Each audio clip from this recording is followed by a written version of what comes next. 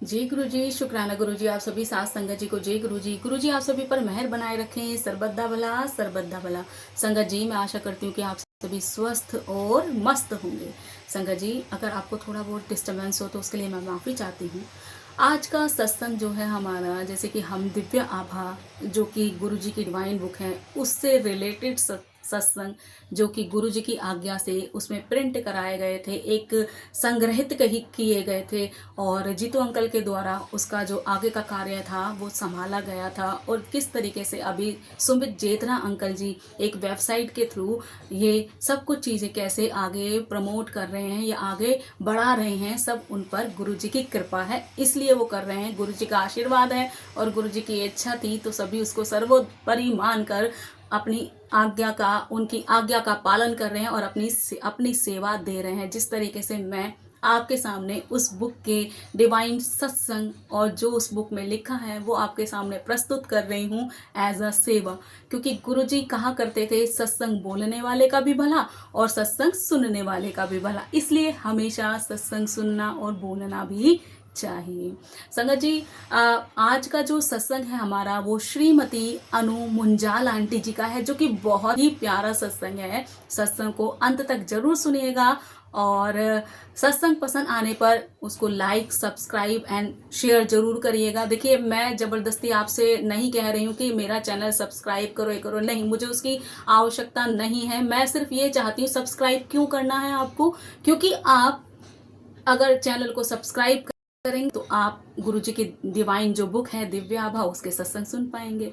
और सबसे बड़ी बात होती है सेवा देना। मैं अपना कर्तव्य पूरा कर रही हूँ, जैसे मुझे गुरु जी की आज्ञा हुई है बस वही मैं उनको उस आज्ञा को सर्वोधाई मानते हुए सर्वोपरि मानते हुए और उसी को कर रही हूँ। और अगर सत्संग सुनाते समय या बोलते समय मुझसे कुछ गलती हो जाए ना संगत जी तो मुझे क्षमा कर दीजिएगा। जय गुरु जी, शुक्राना गुरु जी। सत्संग कंटिन्यू करते हैं। आंटी जी लिखती हैं सबसे अपने सबसे प्रिय एवं आदरणीय गुरु जी के लिए। आंटी जी कहती हैं कि सबसे पहले जो मेरे परम प्रिय हैं गुरु जी, उनके लिए अपना आदर या कह सकते हैं उनके प्रति धन्यवाद प्रकट कर रही हैं, आभार प्रकट कर रही हैं। सिर्फ उसी का हेडलाइन बनाया गया है। आगे कंटिन्यू करते हैं। जय गुरु जी। गुरु जी का सत्संग शुरू करने से पहले हम गुरु जी का मंत्र जाप कर लेते हैं, क्योंकि उनके चरणों में अरदास भी तो लगानी जरूरी है ना संगत जी। चलिए शुरू करते हैं। ओम नमः शिवाय, शिव जी सदा सहाय।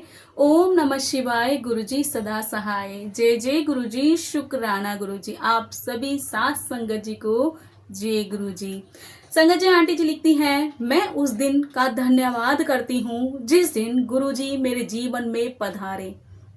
अब मेरा जीवन परिवर्तित हो चुका है और ऐसा प्रतीत होता है कि शनै शनै सब कठिनाइयां भी समाप्त हो चुकी हैं। इसका कारण मात्र गुरु जी हैं, जो स्वयं सर्वशक्तिमान ईश्वर हैं। यह आंटी जी गुरु जी का धन्यवाद करती हैं, जैसे कि हेडलाइन थी, अपने सबसे प्रिय एवं आदरणीय गुरु जी के लिए धन्यवाद। आंटी जी कहती है मैं गुरु जी का बहुत बहुत धन्यवाद करती हूँ, दिल से धन्यवाद करती हूँ कि जब वो मेरे जीवन में पधारे उस समय मैं कठिनाइयों से घिरी हुई थी। अब धीरे धीरे करके मेरी वह सभी कठिनाइयाँ खत्म हो रही हैं और इसका कारण कौन है? सिर्फ एकमात्र हमारे गुरु जी हैं, जो कि स्वयं सर्वशक्तिमान ईश्वर हैं। आंटी जी आगे लिखती हैं, एक मित्र से उनके बारे में सुनकर नवंबर 2005 में मैं गुरु जी के पास आई थी। 2005 की बात करती है आंटी कि 2005 में वो आंटी जी जो है गुरु जी से जुड़ी थी। मैं गुरु जी के पास आई थी। इस समय मुझ पर अनेक समस्याओं का बोझ था, वित्तीय, पारिवारिक और कई छोटी मोटी निरर्थक सी लगने वाली चिंताएं, जिनके कारण मानसिक तनाव और खिंचाव सदा बने रहते हैं। बहुत सी ठीक भी हो गई थी।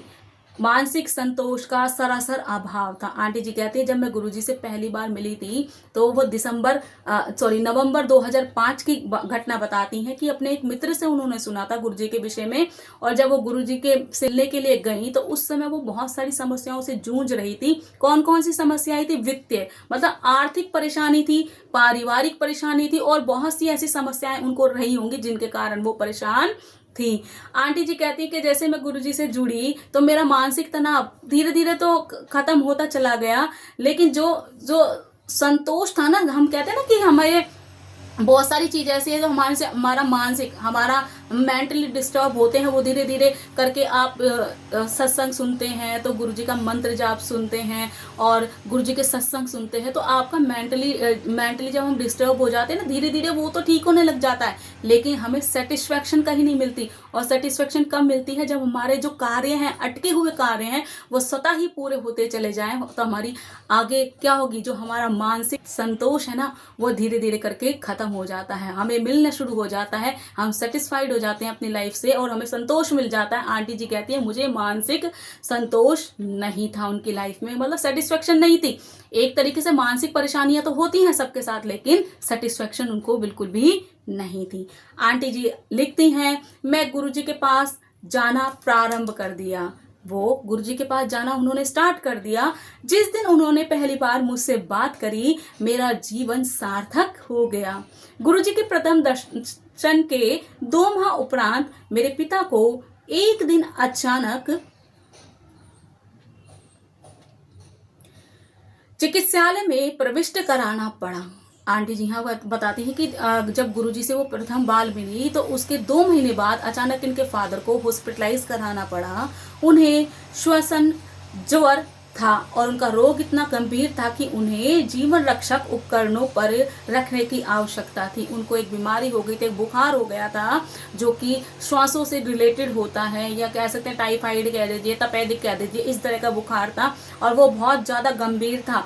आंटी जी आगे कहती कि उन्हें जीवन रक्षक उपकरणों पर रखने की आवश्यकता थी, जैसे आर्टिफिशियल सांस दी जाती है, वेंटिलेटर पर होता है व्यक्ति, और बहुत सारे ट्रीटमेंट किए जाते हैं डॉक्टर्स के थ्रू। कहते हैं वो कर रहे थे डॉक्टर अपना कार्य। चिकित्सकों के अनुसार जीवित रहने की आशा मात्र 10% थी। कहती हैं आंटी जी कि 10% ही थे उनके फादर के बचने की संभावना, ऐसा डॉक्टर बोल रहे थे। कहते हैं ना, डॉक्टर भगवान का एक दूसरा रूप होता है, और जब डॉक्टर ही हाथ खड़े कर दे तो मरीज कहाँ जाएगा, किससे अरदास लगाएगा। तो सब उस समय हमें अपना ईश्वर याद आता है, और कहते हैं ना डॉक्टर भी एक बार को अब भगवान को याद करो, वही कुछ कर सकते हैं। हमने तो सब कुछ छोड़ दिया, हमसे हमारे बस की नहीं है। अब आप भगवान को याद कीजिए, अपने गुरु को याद कीजिए, वही कुछ कर सकते हैं। और क्या होता है, जब गुरु को याद करते हैं तो सारी चीजें वो संभाल लेते हैं। आंटी जी कहती हैं कि जब 10% पता चला कि उनके पिता की आयु नहीं, उनके मतलब कि इतना ही समय है, 10% ही है उनके पास, कि वो कुछ भी हो सकता है। डॉक्टरों ने हाथ खड़े कर दिए थे, जवाब दे दिया था। उस दिन गुरुजी के मंदिर में जाकर मैंने मन ही मन प्रार्थना की थी। प्रार्थना करते हुए मुझे ऐसा लगा कि गुरुजी मेरे साथ चिकित्सालय गए, मेरे पिता के सब उपकरण निकाल दिए और उन्हें स्वस्थ होने का आशीर्वाद दिया। यहाँ आंटी जी कहती हैं कि जब मुझे पता चला कि मेरे फादर को सिर्फ ये बोल दिया डॉक्टर ने कि 10% ही इनके बचने की संभावना है, तो ये सुनकर मुझे एक झटका लगा और मैं गुरुजी के मंदिर गई और मैंने वहां पर बड़े मन से, दिल से गुरुजी पुकारा, उनसे प्रार्थना की, गुरुजी को पुकारा, उनसे प्रार्थना की। तो मुझे ऐसा लगा जैसे गुरुजी मेरे साथ कहाँ गए हैं, चिकित्सालय गए हैं, और उन्होंने मेरे फादर के जितने भी उपकरण थे जो कि उनकी ट्रीटमेंट में यूज किए जा रहे थे, वो सारे के सारे जैसे निकाल दिए हों और उनको जीवन दान प्रदान कर दिया हो, आशीर्वाद दे दिया हो, ऐसा उनको आभास हुआ। शीघ्र ही गुरुजी के प्रश्न करने पर मैंने उन्हें अपने पिता की पीड़ा से अवगत करा दिया। अब क्या था, ये सोच रही थी मन ही मन इस तरह की, कहते हैं ना कि हम गुरु के द्वारे में बैठे हैं, हम इस तरह का इमेजिनेशन कर रहे हैं, तो क्या होता है, और सडनली वही चीज आपको गुरु पूछ ले तो क्या होगा, आपकी खुशी का ठिकाना नहीं रहेगा कि गुरुजी ने मुझसे वही चीज, वो सिचुएशन के बारे में, वो परेशानी के बारे में पूछा है। कहती हैं आंटी जी, कहती हैं जब उन्होंने मेरे फादर के बारे में पूछा तो मैंने अपने फादर की उनको पीड़ा बताई। अब क्या था, अगले ही दिन चिकित्सालय जाने पर अपने पिता को बिल्कुल ठीक अवस्था में देखकर मैं चकित रह गई। जिस दिन गुरुजी से बात हुई उससे अगले दिन जब ये हॉस्पिटल में अपने पिता को देखने गई तो कहती हैं कि मैं आश्चर्यचकित हो गई अपने फादर को बिल्कुल स्वस्थ देखते हुए, कि मतलब वो बिल्कुल स्वस्थ लग रहे थे और बैठे हुए थे आराम से। उनके सब जीवन रक्षक उपकरण निकाले जा चुके थे, जो कि उनका ट्रीटमेंट चल रहा था, वो सारे के सारे जो थेरेपी की जो चीज़ें थी वो सारी की सारी निकाल दी गई थी। गुरुजी ने मेरे पिता को स्वस्थ कर उन्हें नया जीवन दान दिया था। कहते मेरे पिता को उन्होंने बिल्कुल स्वस्थ कर दिया था और क्या दिया था, एक नया जीवन दान दिया था, नई जिंदगी एक ब्लेस कर दी थी। इस घटना के बाद मुझे गुरुजी के चमत्कारों का और अधिक आभास होने लगा। मुझे शीघ्र ही ज्ञात हो गया कि वह सर्व विद्यमान है और मन के भीतर गहरी से गहरी छिपी हुई कामनाओं का ध्यान रखते हैं। मेरे पति का उदाहरण है। आंटी जी आगे बताती हैं कि जब से मुझे विश्वास हो गया कि गुरुजी क्या है, सर्व विद्यमान है, हर जगह विद्यमान है और मन के भीतर चल रहे गहरी से गहरी छिपी भावनाओं को, कामनाओं की वो जान जाते हैं। इसका एक एग्जाम्पल देती हैं, वो अपने पति का एग्जाम्पल देती हैं। क्या एग्जाम्पल देती हैं आगे सुनेंगे। उनके वित्तीय सौदे अटके हुए थे और हमें अनेक आर्थिक समस्याएं हो रही थी। कुछ समय में ही सब सौदे स्वतः ही हल हो गए और आर्थिक चिंताएं भी समाप्त हो गई।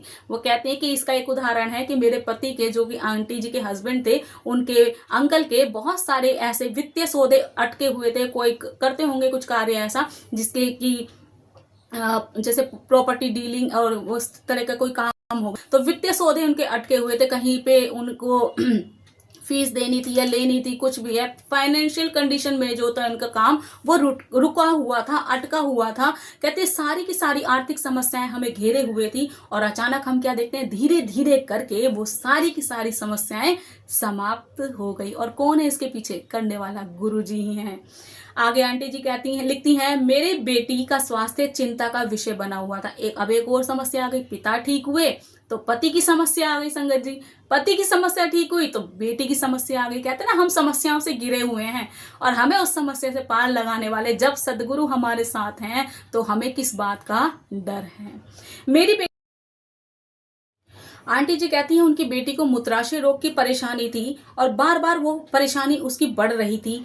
गुरुजी ने जब यह समस्या सुनी तो उसको ताम्र लोटे से आशीष दिया और उसका जल ग्रहण कर उसे रोग मुक्ति का कह सकते रोग मुक्ति प्रदान करी। जिस तरीके से अगर यहाँ देखा जाए मूत्राशय रोग की बात की जाए संगत जी, यूरिन से संबंधित कोई बीमारी होगी कि बार बार किसी को कई बार समस्या हो जाती है, बड़ों को भी हो जाती है, तो खैर बच्चे की बात कर रही हैं कि बार बार यूरिन पास, कईयों को यूरिन पास नहीं होता, कईयों को बार बार यूरिन जाना पड़ता है। तो यहाँ पर वो है कि कई बार मतलब बार बार बाथरूम जाना पड़ता है यूरिन के कारण। तो यहाँ पर वो कहते हैं कि जो यूरिन से संबंधित जो कोई परेशानी थी, पुनरावृत्ति हो रही थी, मीन्स वो बार बार जाती होगी, वॉशरूम यूज करती होगी। तो जब उसकी परेशानी गुरुजी को बताई गई तो गुरुजी ने ताम्र लोटे से आशीष दिया और उसका जल ग्रहण कर उसकी वो समस्या खत्म कर दी। जैसे कि आप सभी जानते हैं, गुरुजी जब ब्लेस किया करते थे तो तांबे के लोटे को ब्लेस करके दिया करते थे संगत को, ताकि क्या करे, वो रात में उसमें जल भर कर रखे और सुबह उसे का जल आधा पिए और आधे से स्नान कर ले। तो धीरे धीरे लोगों के कैंसर, टीबी, बहुत ऐसी बीमारियां, स्किन डिजीज भी धीरे धीरे ठीक होती चली गई। आंटी जी आगे कहती हैं, मेरे घुटनों में इतनी अधिक पीड़ा रहती थी कि सीढ़ियां नहीं चढ़ जाती थी। उनके दैवीय प्रभाव से वह भी समाप्त हो गया। आंटी जी कहती है कि मेरे पैरों में इतनी पेन होती थी, इतनी पीड़ा होती थी, मैं सीढ़ियां तक नहीं चढ़ पाती थी, लेकिन गुरु जी के आशीर्वाद से और उनकी दैवीय शक्ति के कारण वो सब समस्याएं मेरी खत्म हो गई। मेरी घनिष्ठ संबंधी ने भी उनकी कृपा का अनुभव किया। वह ब्रिटेन में अपने पति के साथ रहती थी, किंतु ससुराल के कुछ सदस्यों के कारण उसकी अपने पति के साथ अनबन थी। अंत में वह अपना घर छोड़कर वापस भारत आ गई। उसने अपने पति से संबंध विच्छेद करने का मन बना लिया था, किंतु गुरुजी की दया से यह अनहोनी घटना होते होते बच गई और उसका दाम्पत्य माधुर्य पुनः स्थापित हो गए। यहाँ आंटी जी कहती है कि गुरुजी की कृपा मेरी एक सहेली मित्र को भी प्राप्त हुई थी, जो कि ब्रिटेन की एक निवासी थी। कहते वो ब्रिटेन में बस गई थी और वहां पर रहते हुए क्या हुआ था कि जो उसके इन लॉज थे वो उसको परेशान करते थे। कुछ रहा होगा भाई संगत जी, हर किसी की अलग अलग समस्याएं हैं कि कई जगह बहुएं बहुत अच्छी होती हैं, उनको इन लॉज अच्छे नहीं मिलते, कई जगह इन लॉज बहुत अच्छे होते हैं, उनको बहुएं अच्छी नहीं लगती। तो कहीं ना कहीं कह सकते हैं तालमेल बिठाया हुआ, भगवान ने किस चीज का तालमेल बिठाया हुआ है वो तो हमारी समझ से परे है। लेकिन यहाँ आंटी जी कहती हैं कि ब्रिटेन में रहती थी इनकी फ्रेंड, उन पर भी गुरुजी की कृपा हुई और उसने मन बना लिया था कि वो अपने पति से क्या कर लेगी, संबंध विच्छेद कर लेगी, मीन्स डिवोर्स ले लेगी, उनसे डिवोर्स ले लेगी, ताकि वो अपने जीवन को आगे अच्छे तरीके से चला सके, वो कलेश से बचने के लिए उस तरह का डिसीजन वो सोच रही थी। लेकिन गुरुजी की उस पर कृपा हुई तो उसका वो डिसीजन भी धरा का धरा रह गया। गुरुजी ने उनके दाम्पत्य जीवन को संभाल लिया था। और गुरुजी हमेशा कहा करते थे संगत जी, जब भी गुरुजी के मंदिर में या बड़े मंदिर में, एम्पायर स्टेट में या बड़े मंदिर में अगर कोई अंकल अकेले आते थे जो मैरिड थे, या आंटी अकेली आती थी जो मैरिड थी, तो गुरुजी हमेशा कहते थे, अंकल आज अकेले कैसे, आंटी कहाँ है, या आंटी आज अकेले कैसे, अंकल कहाँ है, अकेले ही आना है, हमेशा जोड़े में आना है। क्योंकि गुरुजी हमेशा जोड़े में देखकर दंपत्ति को खुश होते थे। और कहीं ना कहीं देखा जाए ना संगत जी, बहुत जरूरी है, आपका आपसी प्रेम ही तो सब कुछ है। वरना इस दुनिया में तो सब कुछ व्यर्थ है, पैसा आता है चला जाता है, लेकिन आपसी तालमेल और सामंजस्य हर किसी में नहीं होता। और जहाँ ये दोनों चीजें ना, वहाँ डिवोर्स नाम की कभी चीजें आ ही नहीं सकती। जय गुरु जी, शुक्राना गुरु जी। संगत जी, आंटी जी आगे लिखती हैं, उनके पहले दर्शन से ही गुरुजी ने उसको उसके नाम से संबोधित किया था। यह बात का सूचक है कि गुरुजी अलौकिक प्रेम किस हद तक है, किस प्रकार से गुरुजी हमारे गुणतम प्रश्नों का उत्तर देते हैं और हमारे मन की समस्त भावनाओं का ज्ञान रखते हैं। आंटी जी कहती हैं कि जब पहली बार वो गुरुजी से मिली थी ना अपनी समस्या को लेकर, तो गुरुजी ने उसका रियल नेम लेकर पुकारा था, तब वो भौचक्की रह गई थी। सभी भौचक्के रह जाते हैं, अचंभे में पड़ जाते हैं, विस्मित हो जाते हैं कि किस तरीके से गुरुजी उनके विषय में जानते हैं। लेकिन गुरुजी तो क्या है, गूढ़तम प्रश्नों के, जो कि छुपे हुए रहस्य है ना, उन सब के प्रश्नों के भी उत्तर गुरुजी जानते हैं। और बहुत वो है कि सबसे वो प्रेम करते हैं। इसका साक्ष्य क्या है, सबसे वो प्रेम करते हैं, चाहे वो कोई भी हो। हमारे जीवन में गुरुजी के प्रवेश के बाद सब कुछ सामान्य हो गया है। हमारे कुछ अच्छे कर्मों के कारण ही गुरुजी हमारे जीवन में प्रविष्ट हुए हैं। अपने चारों तरफ हम सदा उनके रक्षा कवचों का अनुभव कर सकते हैं। वह आकस्मिक विपदाओं और आपदाओं से सदा हमारी रक्षा करते हैं। उनके कारण ही अनेक समस्याएं स्वतः ही हल हो जाती हैं। आंटी जी बोलती हैं कि जब गुरुजी हमारे जीवन में प्रवेश करते हैं ना, तो हमारा जीवन जो है बहुत हद तक सामान्य हो जाता है।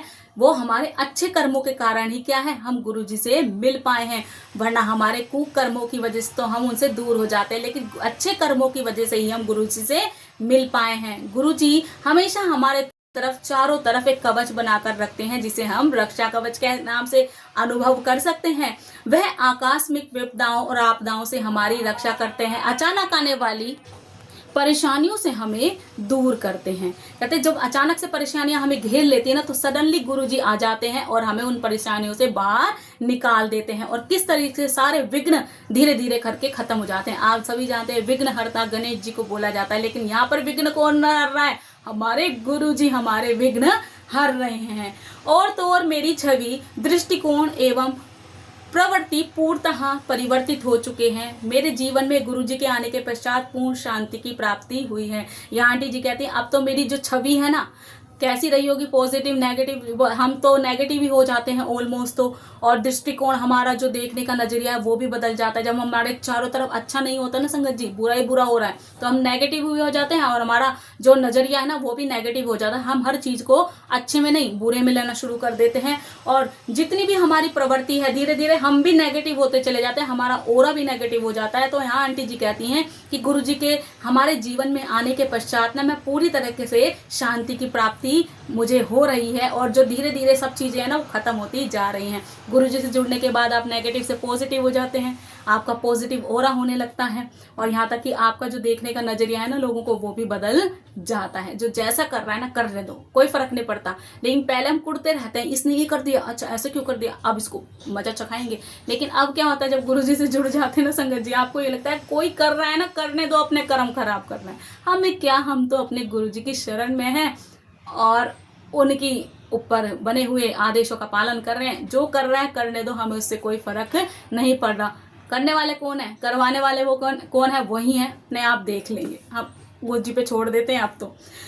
आंटी जी लिखती हैं, अपने आश्रय में रखने के लिए हम कृपालु गुरुदेव का हृदय और आत्मा से धन्यवाद करते हैं। चूंकि हम जीवन उनके बिना असंभव है, कहते हैं हमारा जीवन उनके बिना असंभव है, हम अति आभारी हैं, हमारा अस्तित्व यह लघु जीवन उनके बिना अर्थहीन है, उनकी कोई समानता संभव नहीं है। यहाँ आंटी जी कहते हैं कि जब से हम कृपालु गुरुदेव की शरण में आए हैं तो गुरु जी का हृदय और आत्मा से हम धन्यवाद करते हैं, आभार प्रकट करते हैं। यह जीवन उनके बिना अब असंभव है। कहते अब लगता ही नहीं है कि हमारा जीवन क्या है, संभव है। अगर गुरु जी नहीं है तो हमारा जीवन असंभव सा लगता है। हम उनके प्रति बहुत आभारी हैं। हमारा अस्तित्व एवं लघु जीवन, क्योंकि हमारा अस्तित्व क्या है, कभी भी मिट सकता है, नाशवान शरीर में कभी भी नाश हो सकता है। हमारा जीवन क्या है, लघु है, छोटा है, हमें नहीं पता।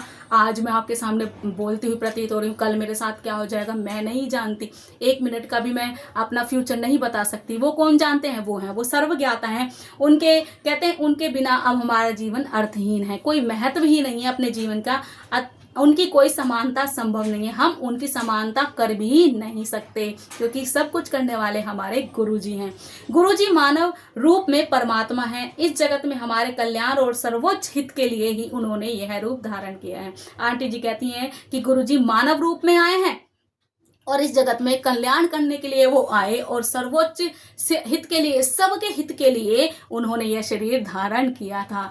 तभी तो महाशिव की उपाधि प्राप्त की गई। और कहते हैं ना कि भगवान महाशिव, अगर आप महाशिव पुराण, श्री महाशिव पुराण अगर पढ़ते हैं तो उसमें कहा गया है, शिव जी ने कहा था कि मैं आऊँगा धरती पर, बार बार आऊँगा, लेकिन जब आऊँगा तो इंसानी रूप में आऊँगा। और इंसानी रूप में कौन सा, भगवान के रूप में नहीं, एक गुरु के रूप में, आपको ज्ञान प्राप्त करने के लिए, आपको सदमार्ग पर चलाने के लिए। तो गुरु जी इस जन्म में कह सकते हैं, हमारे जीवन काल में तो हमने गुरु जी को देखा जो कि एक महाशिव थे, और किस तरीके से अपने इस कह सकते हैं अब इस शरीर में, वो इस चोले में आकर उन्होंने लोगों का कल्याण किया। और संगत जी बहुत ही प्यारा सत्संग था आंटी जी का।